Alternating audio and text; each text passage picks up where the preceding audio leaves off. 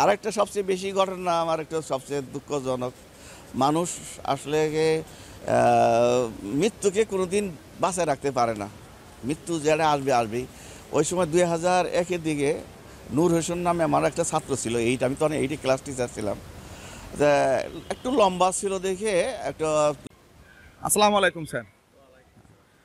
আমার জানার মতে স্যার আপনি 1/6/1992 সালে আমাদের এই পাগলা উচ্চ বিদ্যালয়ে গণিতের একজন শিক্ষক হিসেবে যোগদান করেন এবং আজকে 16/1/2025 সালে আপনার শিক্ষকতা জীবনের শেষ কর্মদিবস।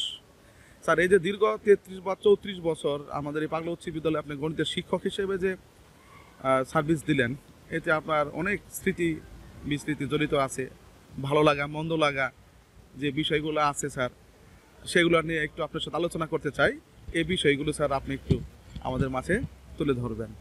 আমরা কথা বলছি বাংলা উচ্চ বিদ্যালয়ের সিনিয়র শিক্ষক জনাব মোহাম্মদ আবুল হাশেম স্যার। তার আজকে হচ্ছে তার আমাদের এই বিদ্যালয়ের শেষ কর্মদিবস। ধন্যবাদ স্যার।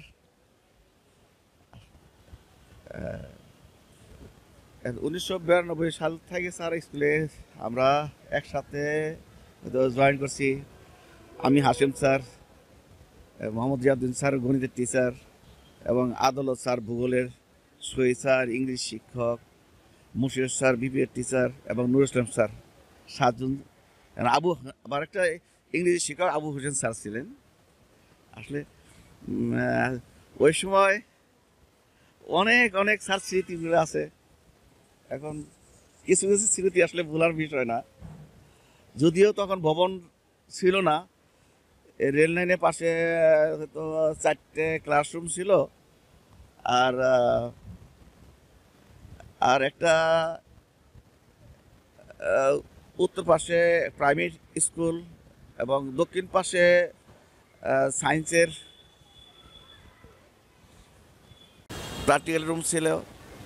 এবং টিচারদের 7জন টিচার বসলে আর বাকি টিচার দাঁড়ায় থাকতেন। এবং একটা টিচারদের সহকারী শিক্ষকদের একটা বাথরুম ছিল। তবুও কেন যেন ভালো লাগছে। আমাকে হয়তো 6-7-এর ক্লাস টিচার বানাইছে প্রথমে। এমন হয়তো না যে ক্লাসটিতে গিয়ে দেখা গেল যে আপনার এমন একটা মজার ঘটনা আছে। হ্যাঁ, এরকম কোনো ঘটনা থাকলে স্যার বলতে পারেন। হ্যাঁ, একটা মজার ঘটনা আছে। ষান্মাসিক পরীক্ষার সময় একটা এই জিনিসটা খুবই মজার জিনিস। আমি তেমন একটা পরীক্ষার সময় খাতা কঠিন করে দেখতাম না। তাই আমি একটু একটু বেশি বেশি করে নম্বর দিয়ে আমার শাখা থেকে 50 জন পাস করছে 9-এ। কিন্তু পরবর্তী অন্য শাখায় 4-জন 5-জন করে পাস করতো। কিন্তু আহ, পরবর্তীতে স্যাররা সবাইকে অনেক নম্বর বেশি দিয়েছেন মনে হয়। এই খাতাগুলো পুনরায় আমার একজনকে নম্বর হয়তো 10-15 জন পাস করছে। পোলাপান তো হ্যাঁ, আমার প্রতি ভালোবাসা অনেকটা বেশি এসে গেছে। আর একটা সবচেয়ে বেশি ঘটনা আমার একটা সবচেয়ে দুঃখজনক, মানুষ আসলে মৃত্যুকে কোনোদিন বাঁচায় রাখতে পারে না। মৃত্যু যেটা আসবে আসবেই। ওই সময় 2001-এর দিকে নূর হোসেন নামে আমার একটা ছাত্র ছিল, আমি তখন এইটে ক্লাস টিচার ছিলাম। তা একটু লম্বা ছিল দেখে, একটা লম্বা লম্বা চুল ছিল, আমি এইটে ভর্তি করাবো না। পরে যেভাবে হোক ভর্তি করানো হলো। কিন্তু দুঃখজনক, ছেলেটা মানে রেলে অ্যাক্সিডেন্টে মারা গেছে। আমি আজও তো ভুলতে পারি না। ছেলেটা অনেক ভদ্র ছিল। প্রথম তো যে কারণে ভর্তি করাইছিলাম, আমি ভর্তি করাবো না। তো টিফিনের টাইমে এক সাইডে দোকানের এক সাইডে বসে আছে আর বন্ধু, কয়জন বন্ধু সহ। কিন্তু ওই সময় ট্রেনের সাথে একটা ট্রাক ধাক্কা লাগে। ট্রাকটা এমনভাবে ওর মাথার উপরে এসে একবারে মাথা তছনছ হয়ে গেছে। আমি এখনো সেই জিনিসটা চিনি বুঝতে পারি। কারণ একটা সন্তান, একটা ছাত্র যে কি ভয়াবহ, আমি সেই স্মৃতি এখন বলতে পারি না। এটাকে নূর হোসেন, হয়তো যদি একে হয়তো নূর হোসেন নামে স্কুলের একটা রেজিস্ট্রেশন করা হতো। যা আলহামদুলিল্লাহ, এরপরে এদিকে ভবন আসাতে আমি এলাকার লোকজনকে আমি ধন্যবাদ দিই। তারা অনেক কষ্ট করছে স্কুলের জন্যে। আরেকটা ঘটনা আছে, ওই যে দেলপাড়ার প্রতি বছর 7-জন 8-জন করে বৃত্তি আসতো, আমাদের স্কুলে তেমন একটা বৃত্তি আসতো না। কিন্তু এখানে বৃত্তি না আসার কারণ একটা জিনিস কি, রেজাল্ট তো একা করা যায় না। স্কুলের রেজাল্ট করতে হলে একটা প্যারালাল, একটা সমষ্টিগত রেজাল্ট। বৃত্তির জন্য 3 বছর সময় লাগে। হয়তো আমি বোলিংটা বানাই দেওয়া যায় আমার ম্যাথের সাইডগুলোকে, হয়তো দেখা যায় কোনো সময় ইংলিশ টিচার শর্ট থাকে, আবার বাংলা টিচার শর্ট থাকে। ওই সময় বাংলা ডিপার্টমেন্টটা একটু দুর্বল ছিল, হয়তো খলিল স্যার ছিলেন, একটু মানে কানে কম শুনতেন, তো ভালো ছিলেন। কিন্তু যখন বেলপাড়া থেকে আমার স্কুলের সামনে, আমার ক্যাম্পাসের সামনে নাগের ডুগায় ওরা বেলপাড়ার 7 জন বৃত্তি পাইছে, 8 জন বৃত্তি পাইছে, আর আমার পাগলা স্কুলে বৃত্তি পায় না, আমার কেমন যেন একটা লাগলো, কিরে আমরা টিচার না? আর আমাদের এখানে ভালো ভালো ছাত্রগুলা স্কুলের নাকের ডুগা থেকে, স্কুলের কাছ থেকে অন্য জায়গায় যাবে, আমরা কি লেখাপড়া করে আসিনি? এখন আল্লাহর কাছে, আল্লাহ আমাদের স্কুলে ভালো একটা অভিভাবক দিলে আমি একটু রেজাল্ট করতে চাইছিলাম। ওই সময় নূর হক সাহেব, আমিন সাহেব, জনাব মাহবুব সাহেব, এরা খুব ভালো ভালো লোকজন আমাদের স্কুলে জন আছে।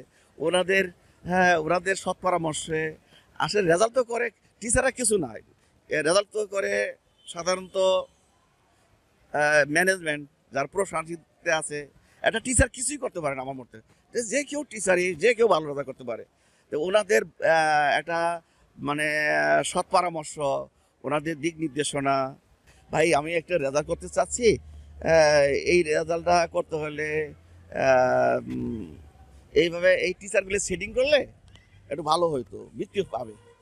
আর ওই সময় একটা একটা জিনিস সুন্দরভাবে চালু করা হয়েছিল, একটা জিনিস প্রতি বছর 8-এ যতগুলো শাখা থেকে 15 জন যে 1-2 হবে তারে ফ্রিভাবে পড়ানো হতো স্কুলে।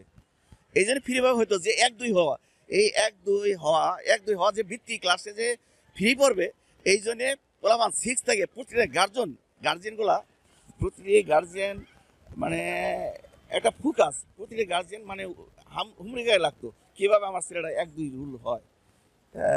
তাহলে এই একটা যে জিনিস, এরপরে যখন পরবর্তীতে আমার স্কুলে, পাগলা স্কুল থেকে এটা প্রতিটা টিচারই একবারে মানে শুরু থাকে ফার্স্ট টু লাস্ট পর্যন্ত বৃত্তি সিস্টেমে পরীক্ষা নেওয়া, বৃত্তি সিস্টেমে ওদেরকে খাওয়া দাওয়া, মানে এভরিথিং, এবং গার্জিয়ান টিচার সবাই মানে এত সুন্দরভাবে, অতপ্রতভাবে, এটা আমি বলবো ওই সময় মানে কমিটির লোক, টিচার এবং এলাকার লোকজন প্রত্যেকেই সুন্দর মতো। ওই সময় টিচারও এখানে তো ফ্রিভাবে অনেক শ্রম দিয়েছেন আলহামদুলিল্লাহ। ওই সময় হয়তো এক সিরিয়ালভাবে 10 জন বৃত্তি হয়েছে।